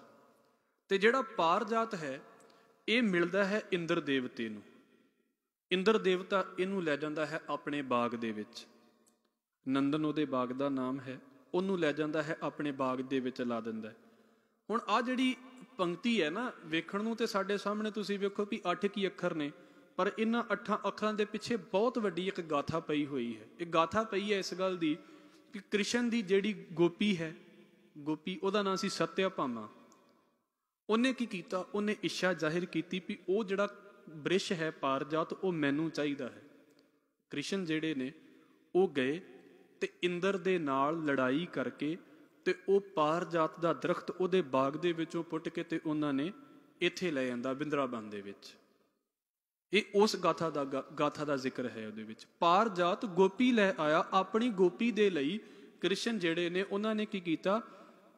ਜਿਹੜਾ ਪਾਰਜਾਤ ਦਰਖਤ ਹੈ ਉਹ ਇੰਦਰ ਦੇ ਬਾਗ ਦੇ ਵਿੱਚੋਂ ਪੁੱਟ ਕੇ ਲੈ ਆਂਦਾ। ਫਿਰ ਕੀ ਕੀਤਾ? ਬਿੰਦਰਾਬਨ ਮਹਿ ਰੰਗ ਕੀਆ। ਕਈ ਤਰੀਕੇ ਦੀਆਂ ਖੇਡਾਂ ਉਹਨਾਂ ਨੇ ਬ੍ਰਿੰਦਾਬਨ ਦੇ ਵਿੱਚ ਖੇਡੀਆਂ ਨੇ। ਬਿੰਦਰਾਬਨ ਮਹਿ ਰੰਗ ਕੀਆ। ਇਹ ਹੋ ਗਈ ਜੀ 3 ਜਾਣਿਆਂ ਦੀ ਗੱਲ, 3 ਟਾਈਮਸ ਦੀ ਗੱਲ। ਸਤਯੁਗ ਦੀ ਗੱਲ ਕਰ ਦਿੱਤੀ ਗਈ, ਤ੍ਰੇਤੇ ਦੀ ਤੇ ਦੁਆਪਰ ਦੀ ਗੱਲ ਕਰ ਦਿੱਤੀ ਗਈ ਵੀ ਲੋਕ ਇਦਾਂ ਕੁਝ ਕਰਦੇ ਸੀ। ਸਿਤੰਬਰ ਦੀ ਗੱਲ ਹੋ ਗਈ, ਰਾਮਚੰਦਰ ਦੀ ਗੱਲ ਹੋ ਗਈ, ਕ੍ਰਿਸ਼ਨ ਜੀ ਦੀ ਗੱਲ ਹੋ ਗਈ। ਹੁਣ ਅਗਲਾ ਜਿਹੜੇ ਟਾਈਮ ਦੇ ਵਿੱਚ ਗੁਰੂ ਨਾਨਕ ਸਾਹਿਬ ਦਾ ਆਪਣਾ ਟਾਈਮ ਹੈ, ਜਿਹਨੂੰ ਲੋਕ ਕਹਿੰਦੇ ਸੀ ਵੀ ਕਲਯੁਗ ਚੱਲਦਾ ਪਿਆ ਹੈ, ਮਹਾਰਾਜ ਉਹਨੂੰ ਕੀ ਕਹਿੰਦੇ ਨੇ? ਕੱਲ ਮਹਿ ਵੇਦ ਅਥਰਬਣ ਹੁਆ। ਅਥਰਬਣ ਅਥਰਵ ਵੇਦ ਹੈ। ਵੈਸੇ ਅਥਰਵ ਵੇਦ ਉਹ ਹੈ ਜਿਹੜੇ ਅਸਲ ਦੇ ਵਿੱਚ ਜਾਦੂ ਟੂਣੇ, ਮੰਤਰ ਜਾਪ, ਇਹਨਾਂ ਚੀਜ਼ਾਂ ਦੀ ਗੱਲ ਹੈ। ਵੈਸੇ ਗੁਰਮਤਿ ਦਾ ਬੜਾ ਕਲੀਅਰ ਇੱਕ ਪੰਕਤੀ ਹੈ ਭਾਈ ਗੁਰਦਾਸ ਸਾਹਿਬ ਨੇ ਬੋਲੀ ਹੈ, ਗੁਰਮੁਖ ਭਾਰ ਅਥਰਬਣ ਤਾਰਾ। ਗੁਰਮੁਖਾਂ ਨੇ ਕੀ ਕੀਤਾ ਹੈ? ਅਥਰਵ ਵੇਦ ਦਾ ਭਾਰ ਆਪਣੇ ਸਿਰ ਤੋਂ ਸੁੱਟ ਦਿੱਤਾ ਹੈ। ਕਿਸੇ ਜਾਦੂ ਟੂਣੇ ਦੇ ਵਿੱਚ ਯਕੀਨ ਨਹੀਂ, ਕਿਸੇ ਜੰਤਰ ਮੰਤਰ ਦੇ ਵਿੱਚ ਵਿਸ਼ਵਾਸ ਨਹੀਂ। ਇਹ ਭਾਈ ਗੁਰਦਾਸ ਸਾਹਿਬ ਬੋਲਦੇ ਨੇ। ਹੁਣ ਕੀ ਹੋਇਆ ਹੈ? ਕੱਲ ਮਹਿ ਵੇਦ ਅਥਰਬਣ ਹੁਆ। ਆ ਜਿਹੜਾ ਕਲਯੁਗ ਦਾ ਸਮਾਂ ਹੈ, ਆ ਜੋ ਸਮਾਂ ਚੱਲਦਾ ਪਿਆ ਹੈ, ਇਹਦੇ ਵਿੱਚ ਵੇਦ ਕਿਹੜਾ ਹੋ ਗਿਆ ਹੈ? ਅਥਰਵ ਵੇਦ। ਪਰ ਨਾਲ ਕੀ ਹੈ? ਹੁਣ ਰੱਬ ਦਾ ਨਾਮ ਨਾ ਤੇ ਕ੍ਰਿਸ਼ਨ ਰਹਿ ਗਿਆ ਹੈ, ਨਾ ਸਿਤੰਬਰ ਰਹਿ ਗਿਆ ਹੈ, ਤੇ ਨਾ ਰੱਬ ਦਾ ਨਾਮ ਰਾਮਚੰਦਰ ਰਹਿ ਗਿਆ ਹੈ। ਤੁਸੀਂ ਸੋਚੋ ਵੀ ਜਦੋਂ ਮੁਸਲਮਾਨਾਂ ਨੇ ਇਸ ਦੇਸ਼ ਦੇ ਉੱਤੇ ਰੂਲ ਕੀਤਾ ਹੈ ਤਾਂ ਉਹਦੇ ਵਿੱਚ ਵੇਖੋ ਕੀ ਹੋ ਗਿਆ ਹੈ? ਨਾਉ ਖੁਦਾਈ ਅੱਲਾਹ ਪਿਆ। ਹੁਣ ਰੱਬ ਨੂੰ ਪਹਿਲਾਂ ਲੋਕੀ ਕ੍ਰਿਸ਼ਨ ਕਹਿ ਕੇ ਯਾਦ ਕਰਦੇ ਸੀ, ਰਾਮ ਕਹਿ ਕੇ ਯਾਦ ਕਰਦੇ ਸੀ। ਹੁਣ ਮੁਸਲਮਾਨੀ ਪ੍ਰਭਾਵ ਦੇ ਕਰਕੇ ਲੋਕਾਂ ਨੇ ਰੱਬ ਨੂੰ ਖੁਦਾ ਕਹਿਣਾ ਸ਼ੁਰੂ ਕਰ ਦਿੱਤਾ ਹੈ। ਕਿਉਂਕਿ ਜਦੋਂ ਤੱਕ ਮੁਸਲਮਾਨ ਇਨਵੇਡਰ ਆਏ ਨਹੀਂ, ਉਦੋਂ ਤੱਕ ਤੇ ਹਿੰਦੁਸਤਾਨ ਦੇ ਵਿੱਚ ਰੱਬ ਲਈ ਖੁਦਾ ਸ਼ਬਦ ਕਦੀ ਵਰਤਿਆ ਹੀ ਨਹੀਂ ਗਿਆ, ਅੱਲਾਹ ਸ਼ਬਦ ਵਰਤਿਆ ਨਹੀਂ ਗਿਆ। ਇਹ ਅਰਬ ਦਾ ਲਫ਼ਜ਼ ਹੈ। ਇਸ ਕਰਕੇ ਇੱਧਰ ਆ ਕੇ ਕਿਉਂਕਿ ਮੁਸਲਮਾਨ ਆਏ ਤੇ ਉਹ ਰੱਬ ਨੂੰ ਅੱਲਾਹ ਕਹਿੰਦੇ ਸੀ, ਇਸ ਕਰਕੇ ਉਹ ਲਫ਼ਜ਼ ਇੱਧਰ ਵੀ ਪ੍ਰਚਲਿਤ ਹੋ ਗਿਆ। ਤਾਂ ਜਦੋਂ ਰਾਜ ਸ਼ਕਤੀ ਉਹਨਾਂ ਦੇ ਕੋਲ ਹੈ, ਤਾਕਤ ਉਹਨਾਂ ਦੇ ਕੋਲ ਹੈ, ਤੇ ਉਹਨਾਂ ਨੇ ਇੱਧਰ ਦੇ ਰਹਿਣ ਵਾਲੇ ਲੋਕਾਂ ਨੂੰ ਕਾਫਰ ਵੀ ਕਿਹਾ, ਉਹਨਾਂ ਦੇ ਨਾਲ ਜ਼ਿਆਦਤੀਆਂ ਵੀ ਕੀਤੀਆਂ ਨੇ। ਜਿਹੜੀਆਂ ਲਿਖਤਾਂ ਨੂੰ ਆਪਾਂ ਕਿੱਦਾਂ ਝੂਠਾ ਕਰ ਸਕਦੇ ਹਾਂ? ਮੰਦਰਾਂ ਦੇ ਉੱਤੇ ਮੰਦਰ ਢਾਏ ਗਏ ਨੇ। ਤੁਸੀਂ ਇਸ ਪਾਸੇ ਨੂੰ ਵੇਖੋ ਵੀ ਫਿਰ ਨਵਿਆਂ ਨੂੰ ਬਣਾਉਣ ਦੀ ਇੱਕ ਤੇ ਇਜਾਜ਼ਤ ਨਹੀਂ ਮਿਲਦੀ, ਪੁਰਾਣਿਆਂ ਦੀ ਮੁਰੰਮਤ ਨਹੀਂ ਕਰ ਸਕਦੇ। ਮਤਲਬ ਇਹ ਕਿਹਾ ਜਾ ਰਿਹਾ ਹੈ ਵੀ ਠੀਕ ਹੈ, ਤੁਸੀਂ ਰੱਬ ਨੂੰ ਰਾਮ ਕਹਿੰਦੇ ਹੋਵੋਗੇ, ਕ੍ਰਿਸ਼ਨ ਕਹਿੰਦੇ ਹੋਵੋਗੇ, ਪਰ ਅਸੀਂ ਖੁਦਾ ਕਹਿੰਦੇ ਆ ਤੇ ਤੁਸੀਂ ਵੀ ਸਾਡੇ ਪਿੱਛੇ ਲੱਗ ਕੇ ਖੁਦਾ ਕਹੋ। ਹੁਣ ਸਮਝ ਲਓ ਵੀ ਰੱਬ ਦਾ ਨਾਮ ਖੁਦਾ ਹੋ ਗਿਆ, ਖੁਦਾ ਕਹੋਗੇ ਤੇ ਬਚ ਜਾਵੋਗੇ। ਪਰ ਕਿਤੇ ਕਿਤੇ ਤੇ ਇਦਾਂ ਦੀ ਹਾਲਤ ਵੀ ਵਾਪਰ ਜਾਂਦੀ ਸੀ। ਸਤਿਗੁਰੂ ਗੁਰੂ ਨਾਨਕ ਸਾਹਿਬ ਮਹਾਰਾਜ ਜੀ ਨੇ ਹਵਾਲਾ ਬੋਲਿਆ ਹੈ ਗੁਰੂ ਗ੍ਰੰਥ ਸਾਹਿਬ ਮਹਾਰਾਜ ਦੇ ਅੰਦਰ, ਕਹਿੰਦੇ ਅਸਲ ਦੇ ਵਿੱਚ ਕਿਸੇ ਵੇਲੇ ਬੰਦੇ ਨੂੰ ਸੁੱਖ ਬੜੇ ਮਿਲ ਜਾਂਦੇ ਨੇ ਤੇ ਸੁੱਖਾਂ ਦੇ ਵਿੱਚ ਬੰਦੇ ਨੂੰ ਵਾਕਈ ਰੱਬ ਭੁੱਲ ਜਾਂਦਾ ਹੈ। ਜਦੋਂ ਹਿੰਦੁਸਤਾਨ ਦੇ ਉੱਤੇ ਬਾਬਰ ਨੇ ਹਮਲਾ ਕੀਤਾ ਸੀ ਤੇ ਰਾਜ ਦਰਬਾਰ ਦੇ ਵਿੱਚ ਰਹਿਣ ਵਾਲੀਆਂ ਜਿਹੜੀਆਂ ਬੀਬੀਆਂ ਸੀ, ਜਿਨ੍ਹਾਂ ਨੇ ਕਦੀ ਜ਼ਮੀਨ ਤੇ ਪੈਰ ਵੀ ਨਹੀਂ ਸੀ ਪਾਇਆ, ਮਤਲਬ ਕਸ਼ਟ ਹੀ ਨਹੀਂ ਸੀ ਦਿੱਤਾ ਕਦੀ ਸਰੀਰ ਨੂੰ, ਤੇ ਉਹਦੇ ਵਿੱਚ ਕੀ ਹੋ ਗਿਆ, ਜਦੋਂ ਫਿਰ ਉਹਨਾਂ ਦੇ ਸਿਪਾਹੀਆਂ ਨੇ ਆ ਕੇ ਲੋਕਾਂ ਦੇ ਉੱਤੇ ਅਟੈਕ ਕੀਤਾ, ਚੰਗੇ ਭਲੇ ਘਰ ਲੁੱਟੇ, ਮਹਿਲ ਲੁੱਟੇ, ਉੱਥੋਂ ਹੀ ਉਹਨਾਂ ਨੂੰ ਕੁਝ ਲੱਭਣਾ ਸੀ, ਲੋਕਾਂ ਦੇ ਘਰਾਂ ਦੇ ਵਿੱਚੋਂ ਕੀ ਲੱਭਣਾ ਸੀ। ਤੇ ਕਹਿੰਦੇ ਹੋਇਆ ਇਹ ਹੈ, ਰਾਮ ਨਾ ਕਬਹੂ ਚੇਤਿਓ, ਹੁਣ ਕਹਿ ਨਾ ਮਿਲਿਆ ਖੁਦਾਏ। ਤੇ ਜਿਨ੍ਹਾਂ ਨੇ ਕਦੀ ਆਪਣੇ ਸੁੱਖ ਦੇ ਦਿਨਾਂ ਦੇ ਵਿੱਚ ਰਾਮ ਵੀ ਨਹੀਂ ਸੀ ਨਾ ਕਿਹਾ ਵੀ ਛੱਡ ਪਰਾਂ, ਦੁੱਖ ਹੋਵੇਗਾ ਤਾਂ ਰਾਮ ਚੇਤੇ ਕਰ ਲਵਾਂਗੇ, ਸੁੱਖ ਹੈ ਸਾਨੂੰ ਕੀ ਲੋੜ ਹੈ ਰੱਬ ਦੀ। ਤੇ ਕਹਿੰਦੇ ਜਦੋਂ ਉਹਨੇ ਆ ਕੇ ਹਮਲਾ ਕੀਤਾ ਬਾਬਰ ਦੀ ਸੈਨਾ ਨੇ, ਤੇ ਫਿਰ ਇਹ ਤਰਲੇ ਮਾਰਨੇ ਵੀ ਚਲੋ ਅਸੀਂ ਮੁਸਲਮਾਨ ਧਰਮ ਹੀ ਅਪਣਾ ਲਾਂਗੀਆਂ, ਸਾਡੀ ਜਾਨ ਤੇ ਬਖਸ਼ ਦਿਓ। ਮਹਾਰਾਜ ਕਹਿੰਦੇ ਉਹਨਾਂ ਨੇ ਕੋਈ ਤਰਸ ਨਹੀਂ ਕੀਤਾ, ਉਹਨਾਂ ਨੇ ਨਹੀਂ ਬਖਸ਼ਿਆ। ਫਿਰ ਰਾਮ ਨਾ ਕਬਹੂ ਚੇਤਿਓ, ਹੁਣ ਕਹਿ ਨਾ ਮਿਲੇ ਖੁਦਾਏ। ਹੁਣ ਜੇ ਖੁਦਾ ਵੀ ਕਰਦੀਆਂ ਸੀ ਤੇ ਤਾਂ ਵੀ ਨਹੀਂ ਸੀ ਛੱਡਦੇ ਉਹਨਾਂ ਨੂੰ, ਵੀ ਬਸ ਮਾਰ ਦੇਣਾ ਹੈ। ਤੇ ਇੱਕ ਪਾਸਾ ਬੋਲਿਆ ਹੈ ਸਤਿਗੁਰੂ ਨੇ, ਇੱਥੇ ਜਿਹੜੀ ਗੱਲ ਚੱਲਦੀ ਪਈ ਹੈ ਉਹ ਇਹ ਹੈ ਵੀ ਭਾਈ ਜਿੱਦਾਂ ਆਪਣੇ ਆਪਣੇ ਸਮੇਂ ਦੇ ਵਿੱਚ ਲੋਕਾਂ ਨੇ ਰੱਬ ਦੇ ਨਾਮ ਰੱਖ ਲਏ ਨਾ, ਤੇ ਹੁਣ ਸਮਝ ਲਓ ਵੀ ਕੀ ਹੋ ਗਿਆ ਹੈ, ਰੱਬ ਦਾ ਨਾਮ ਨਾਉ ਖੁਦਾਈ ਅੱਲਾਹ ਪਿਆ। ਮੈਂ ਇਹ ਸ਼ਬਦ ਵੀ ਆਪ ਜੀ ਦੇ ਆਖ ਰੱਖਦਾ, ਅੱਲਾਹ ਸ਼ਬਦ ਨਹੀਂ ਹੈ ਇਹ। ਜਿੱਦਾਂ ਪ੍ਰਭ ਦੇ ਭੱਬੇ ਨੂੰ ਔਂਕੜ ਲੱਗੀ ਹੁੰਦੀ ਹੈ, ਉੱਦਾਂ ਅੱਲਾਹ ਇੱਕ ਲਫ਼ਜ਼ ਹੈ, ਨਾਉਨ ਹੈ, ਇੱਕ ਵਚਨ ਨਾਉਨ ਹੈ ਜਿਹੜਾ ਸਿੰਗੂਲਰ ਹੈ, ਉਸ ਕਰਕੇ ਹਾਹੇ ਨੂੰ ਔਂਕੜ ਲੱਗੀ ਪਈ ਹੈ। ਤੁਸੀਂ ਬਾਬਾ ਕਬੀਰ ਸਾਹਿਬ ਦਾ ਸ਼ਬਦ ਪੜ੍ਹੋਗੇ, ਅਵਲ ਅੱਲਾਹ ਨੂਰ ਉਪਾਇਆ ਕੁਦਰਤ ਕੇ ਸਭ ਬੰਦੇ, ਉੱਥੇ ਵੀ ਸ਼ਬਦ ਹੈ ਅੱਲਾਹ ਅਲੱਖ ਨਾ ਜਾਈ ਲਖਿਆ ਗੁਰ ਗੁੜ ਦੀਨਾ ਮਿੱਠਾ।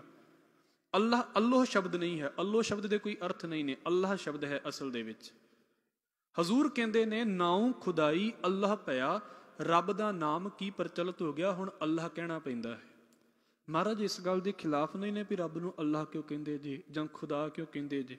ਸਤਿਗੁਰੂ ਕਹਿੰਦੇ ਕੋਈ ਫਰਕ ਨਹੀਂ ਪੈਂਦਾ ਨਾਵਾਂ ਦੇ ਨਾਲ, ਪਰ ਇੱਕ ਗੱਲ ਜ਼ਰੂਰ ਹੈ, ਕੋਈ ਧੱਕੇ ਨਾਲ ਕਹੇ ਵੀ ਮੈਂ ਰਾਮ ਕਹਿੰਦਾ ਤੂੰ ਵੀ ਰਾਮ ਕਹਿ, ਮੈਂ ਵਾਹਿਗੁਰੂ ਕਹਿੰਦਾ ਹਾਂ ਤੂੰ ਵੀ ਵਾਹਿਗੁਰੂ ਕਹਿ, ਮੈਂ ਇਸ ਗੱਲ ਨੂੰ ਕਹਿੰਦਾ ਹਾਂ ਵੀ ਮੈਂ ਅੱਲਾਹ ਬੋਲਦਾ ਹਾਂ ਤੂੰ ਅੱਲਾਹ ਬੋਲ। ਜਿੱਦਾਂ ਸਾਡੇ ਦੇਸ਼ ਦੇ ਵਿੱਚ ਇਕੱਠੇ ਹੋ ਜਾਂਦੇ ਨੇ 4-5 ਤੇ ਬਸ ਤੂੰ ਬੋਲ ਜੈ ਸ਼੍ਰੀ ਰਾਮ। ਮਹਾਰਾਜ ਇਹਨਾਂ ਚੀਜ਼ਾਂ ਦੇ ਖਿਲਾਫ ਨੇ। ਦਾਤਾਰ ਕਹਿੰਦੇ ਤੁਹਾਡੀ ਪਰਸਨਲ ਆਜ਼ਾਦੀ ਹੈ ਵੀ ਤੁਸੀਂ ਕਿਸ ਤਰੀਕੇ ਦੇ ਨਾਲ ਮਾਲਕ ਦਾ ਨਾਮ ਲੈਣਾ ਚਾਹੁੰਦੇ ਜੇ, ਪਰ ਜੇ ਕੋਈ ਧੱਕੇ ਨਾਲ ਕਹੇ ਵੀ ਆ ਮੈਂ ਜਪਦਾ ਹਾਂ ਤੇ ਤੂੰ ਵੀ ਜਪ, ਸਤਿਗੁਰੂ ਕਹਿੰਦੇ ਇਹ ਫਿਰ ਰੱਬ ਦਾ ਨਾਮ ਨਹੀਂ ਹੋ ਜਾਂਦਾ, ਕਿਸੇ ਬੰਦੇ ਦਾ ਸਿਖਾਇਆ ਹੋਇਆ ਨਾਮ ਹੋ ਜਾਂਦਾ ਹੈ, ਭਾਵੇਂ ਕੋਈ ਵੀ ਹੋਵੇ। ਇਸ ਕਰਕੇ ਬਾਬਾ ਨਾਮਦੇਵ ਜੀ ਦਾ ਇਸ ਪਾਸੇ ਤੋਂ ਬੜੇ ਕਮਾਲ ਦਾ ਸ਼ਬਦ ਹੈ, ਜਦੋਂ ਅਸੀਂ ਪੜ੍ਹਦੇ ਹਾਂ ਸਮਾਂ ਬਣੇਗਾ ਅਸੀਂ ਉਹਨੂੰ ਵਿਚਾਰਾਂਗੇ। ਨਾਉ ਖੁਦਾਈ ਅੱਲਾਹ ਪਿਆ, ਨੀਲ ਬਸਤਰ ਲੈ ਕੱਪੜੇ ਪਹਿਰੇ। ਸਤਿਗੁਰੂ ਕਹਿੰਦੇ ਨੇ ਹੁਣ ਲੋਕਾਂ ਦਾ ਕਾਰ ਵਿਹਾਰ ਕੀ ਹੋ ਗਿਆ ਵੀ ਲੋਕਾਂ ਨੂੰ ਨੀਲੇ ਰੰਗ ਦੇ ਕੱਪੜੇ ਪਹਿਰਨੇ ਪੈਂਦੇ ਨੇ। ਫਿਰ ਤੁਰਕ ਪਠਾਣੀ ਅਮਲ ਕੀਆ, ਜਿਨ੍ਹਾਂ ਦੇ ਪਹਿਲਾਂ ਦੇਵਤਿਆਂ ਦੇ ਕੱਪੜੇ ਚਿੱਟੇ ਸੀ, ਲੋਕੀ ਵੀ ਆਪਣੇ ਆਪ ਨੂੰ ਧਾਰਮਿਕ ਮੰਨਦੇ ਸੀ ਵੀ ਚਿੱਟੇ ਕੱਪੜਿਆਂ ਵਾਲਾ ਹੈ। ਹੁਣ ਕੀ ਹੋ ਗਿਆ, ਖਿਆਲ ਦੂਜੇ ਦੇਸ਼ਾਂ ਦੇ ਵਿੱਚੋਂ ਆਇਆ ਹੈ ਤੇ ਆਉਣੇ ਕੱਪੜਿਆਂ ਦਾ ਖਿਆਲ ਵੀ ਬਦਲ ਗਿਆ। ਜਿੱਦਾਂ ਤੁਸੀਂ ਵੇਖੋ ਇਸਲਾਮਿਕ ਕੰਟਰੀਜ਼ ਦੇ ਵਿੱਚ ਹਰਾ ਰੰਗ ਪ੍ਰਚਲਿਤ ਹੈ, ਉਹਨਾਂ ਹੋਰ ਰੰਗ ਕੋਈ ਪ੍ਰਚਲਿਤ ਹੀ ਨਹੀਂ ਹੈ। ਤੇ ਜਿੰਨਾ ਇਸ ਦੇਸ਼ ਦੇ ਵਿੱਚ ਆ ਭਗਵੇ ਦਾ ਜ਼ੋਰ ਲੱਗਦਾ ਹੈ, ਉਹਨਾਂ ਹੋਰ ਕਿਸੇ ਦਾ ਲੱਗਦਾ ਹੀ ਨਹੀਂ। ਇੱਥੇ ਨੀਲੇ ਰੰਗ ਨੂੰ ਬਹੁਤ ਬੁਰਾ ਮੰਨਿਆ ਗਿਆ ਹੈ, ਨੀਲਾ ਰੰਗ ਚੰਗਾ ਨਹੀਂ ਸੀ ਮੰਨਿਆ ਜਾਂਦਾ। ਭਾਈ ਗੁਰਦਾਸ ਸਾਹਿਬ ਕਹਿੰਦੇ ਨੇ ਜੈਸੇ ਤੋਂ ਕਚੀਲ ਨੀਲ ਬਰਨ ਬਰਨ ਵਿਖੇ। ਜਿਹੜਾ ਨੀਲਾ ਰੰਗ ਹੈ ਨਾ ਉਹ ਕੀ ਹੈ, ਨੀਲੇ ਰੰਗ ਬਾਕੀ ਰੰਗਾਂ ਦੇ ਨਾਲੋਂ ਬੜਾ ਨਿਕੰਮਾ ਮੰਨਿਆ ਜਾਂਦਾ ਹੈ। ਪਰ ਕੀ ਹੈ, ਹੀਰ ਚੀਰ ਸੰਗ ਨਿਰਦੋਖ ਉਨਮਾਨੀਏ। ਪਰ ਉਸੇ ਨੀਲੇ ਰੰਗ ਦੇ ਵਿੱਚ ਹੀਰਾ ਲਪੇਟ ਦਿੱਤਾ ਜਾਵੇ ਨਾ ਤੇ ਫਿਰ ਕੀ ਹੁੰਦਾ ਹੈ, ਉਹ ਨੀਲਾ ਰੰਗ ਸ਼ੋਭਾ ਪਾਉਣ ਲੱਗ ਪੈਂਦਾ ਹੈ। ਨੀਲਾ ਰੰਗ ਬੁਰਾ ਮੰਨਿਆ ਜਾਂਦਾ ਸੀ, ਇਸ ਕਰਕੇ ਨਿਹੰਗ ਸਿੰਘਾਂ ਨੇ ਉਸ ਚੜ੍ਹਦੀ ਕਲਾ ਦੇ ਵਿੱਚ ਲੋਕਾਂ ਨੂੰ ਲੈ ਕੇ ਆਉਣ ਦੇ ਲਈ ਆਪਣੇ ਵਸਤਰ ਨੀਲੇ ਕੀਤੇ ਨੇ।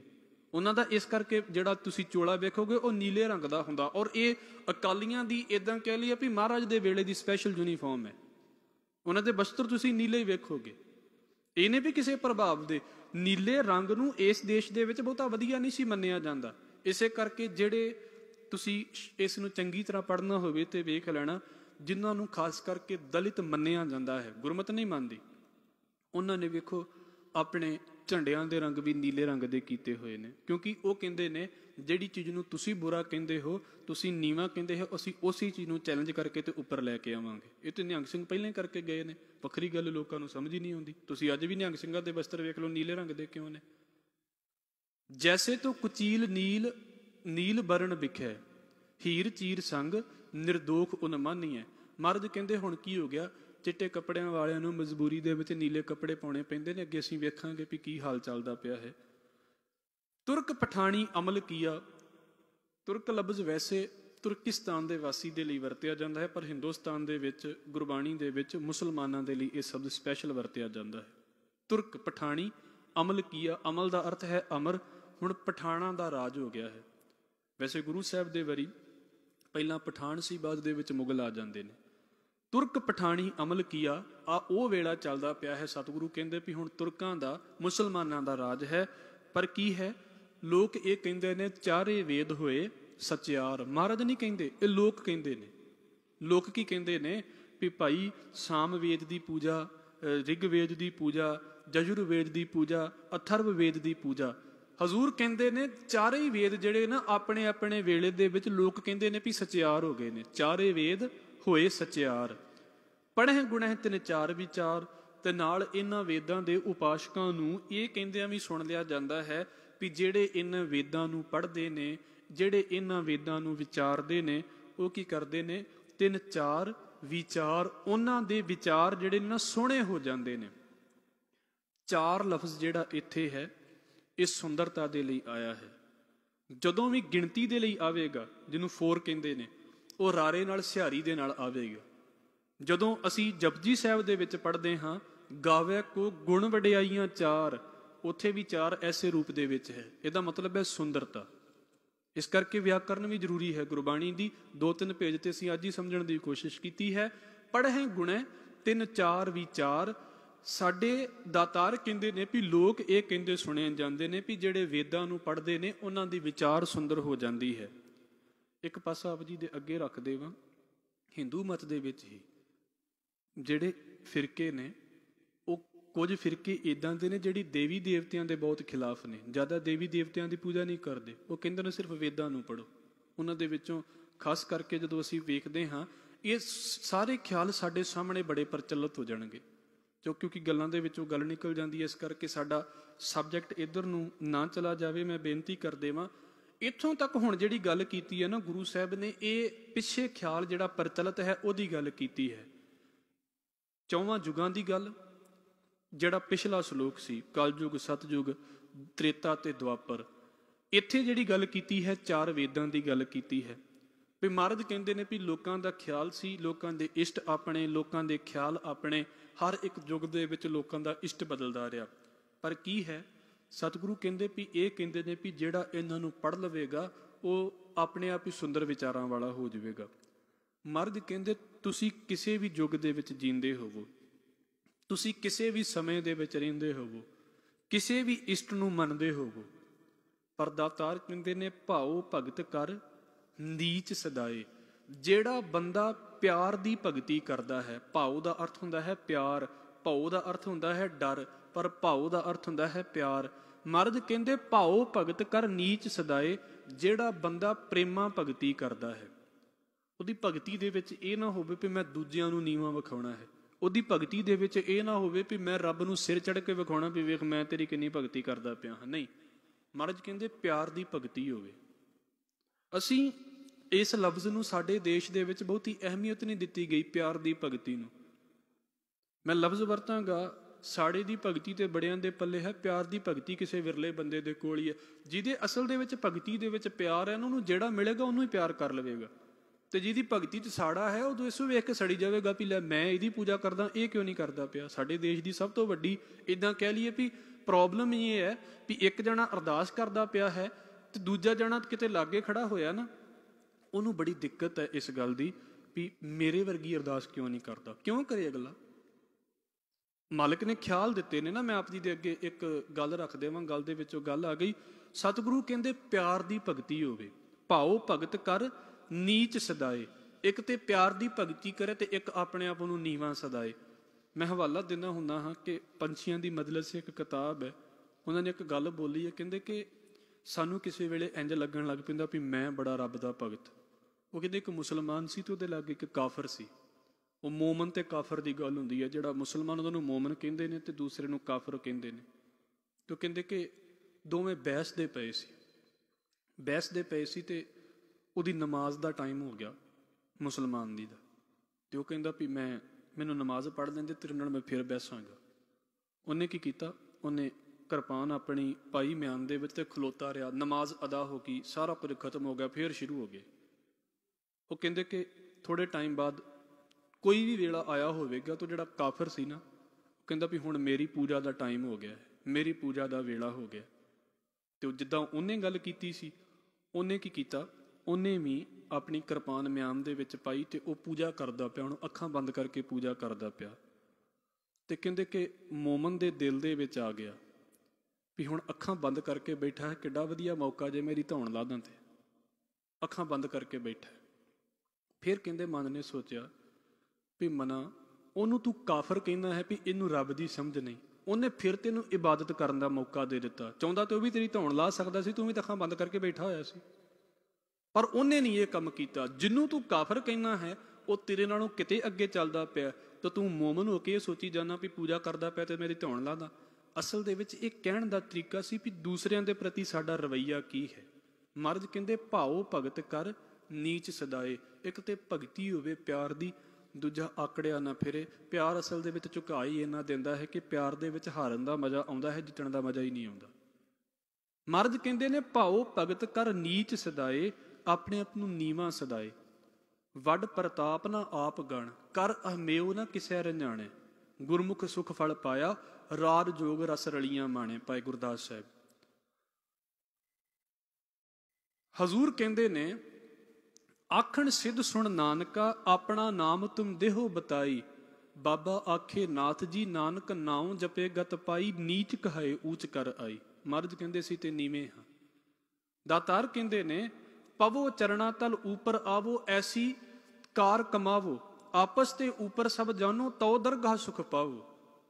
ਨੀਵੇਂ ਹੋ ਕੇ ਤੁਸੀਂ ਉੱਚੇ ਆਓਗੇ, ਇਹ ਗੁਰਮਤਿ ਦਾ ਨਜ਼ਰੀਆ ਹੈ। ਸਤਿਗੁਰੂ ਕਹਿੰਦੇ ਤੁਹਾਡਾ ਇਸ਼ਟ ਕੋਈ ਵੀ ਹੈ, ਜੇ ਤੁਹਾਡੇ ਪੱਲੇ ਪਿਆਰ ਨਹੀਂ ਹੈ ਤਾਂ ਤੁਹਾਨੂੰ ਝੁਕਣ ਦੀ ਜਾਚ ਨਹੀਂ ਹੈ।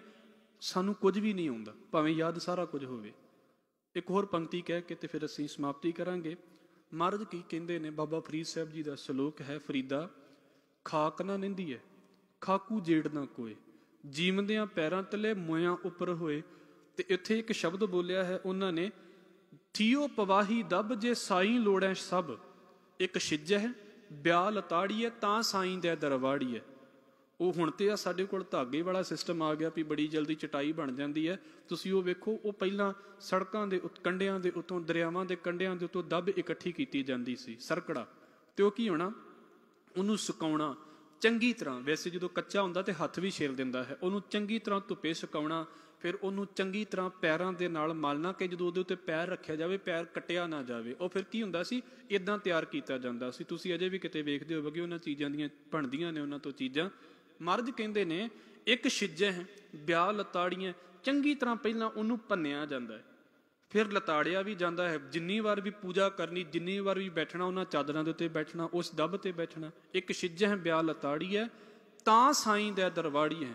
ਤੇ ਫਿਰ ਕਹਿੰਦੇ ਉਹ ਤਿਆਰ ਹੋ ਜਾਂਦੀ ਹੈ ਤੇ ਫਿਰ ਜਿਹੜਾ ਹੈ ਉਹ ਨਮਾਜ਼ ਦੇ ਲਈ ਕਬੂਲ ਮੰਨੀ ਜਾਂਦੀ ਹੈ। ਫਿਰ ਉਹ ਮੰਨੀ ਜਾਂਦੀ ਵੀ ਇਸ ਥਾਂ ਦੇ ਉੱਤੇ ਬੈਠ ਸਕਦੇ ਹਾਂ ਅਸੀਂ, ਫਿਰ ਉਹ ਕਬੂਲ ਹੋ ਗਈ। ਇਸ ਕਰਕੇ ਦਾਤਾਰ ਕਹਿੰਦੇ, ਭਾਓ ਭਗਤ ਕਰ ਨੀਚ ਸਦਾਏ। ਆਪਣੇ ਆਪ ਨੂੰ ਨੀਵਾਂ ਵੀ ਤੇ ਮੰਨੇ ਵੀ ਮੈਂ ਸਾਰਿਆਂ ਤੋਂ ਨੀਵਾਂ ਹਾਂ। ਤਉ ਨਾਨਕ ਮੋਖ ਅੰਤਰ ਪਾਏ। ਹਜ਼ੂਰ ਕਹਿੰਦੇ ਫਿਰ ਜਿਹੜਾ ਹੈ ਉਹ ਮੁਕਤੀ ਪ੍ਰਾਪਤ ਕਰ ਲੈਂਦਾ ਹੈ।